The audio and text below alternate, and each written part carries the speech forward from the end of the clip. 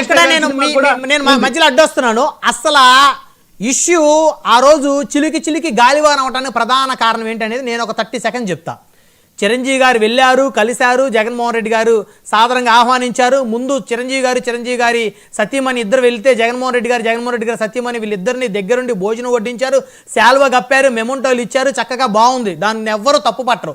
రెండోసారి చిరంజీవి గారు కొంతమంది సినీ ప్రముఖులతో కలిసి వెళ్ళినటువంటి తరుణంలో సరే వాళ్ళు అక్కడ అంతా ఒక సమావేశంలో కూర్చున్నప్పుడు చిరంజీవి గారు ఇలా చేతులెత్తి దండం పెట్టినప్పుడు జగన్మోహన్ రెడ్డి గారు నవ్వుతూ ఉన్నటువంటి ఆ విజువల్ ఏదైతే ఉందో అది ప్రైవేట్ మీటింగు, దాన్ని లీక్ చేసి దాన్ని బయటికి విడుదల చేసి కొంతమంది వైసీపీలో కొంతమంది సునకానందం పొందడం కోసం మా రేంజ్ ఇది, మా స్థాయి ఇది, ఎవడైనా సరే మా ముందుకు వచ్చి దండం పెట్టాలని చెప్పేసి వైసీపీ సోషల్ మీడియా అతి పోకడలు ఆ రోజు ఆ ఇష్యూని జనసేన కానీ చిరంజీవి గారు కానీ ఆయన అభిమానులు కానీ ఆయన సామాజిక వర్గం కానీ అది ప్రెస్టేజియస్గా తీసుకోవాల్సినటువంటి పరిస్థితి ఏర్పడింది.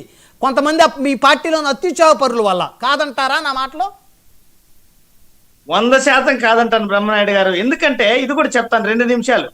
ఎందుకంటే దీనికి మొదటగా కారణం కూడా చెప్పాలి. దీనికి ఇప్పుడు మీరు అడిగారు కాబట్టి ఈ అంశం వల్ల నిజంగానే వైఎస్ఆర్ కాంగ్రెస్ పార్టీకి చాలా నష్టం అయితే జరిగింది. మీరు కూడా ప్రస్తావించారు కాబట్టి నేను ఈ రోజు దాని వెనక జరిగినటువంటి తతంగాన్ని మీకు ఈరోజు చెప్పదలుచుకున్నా.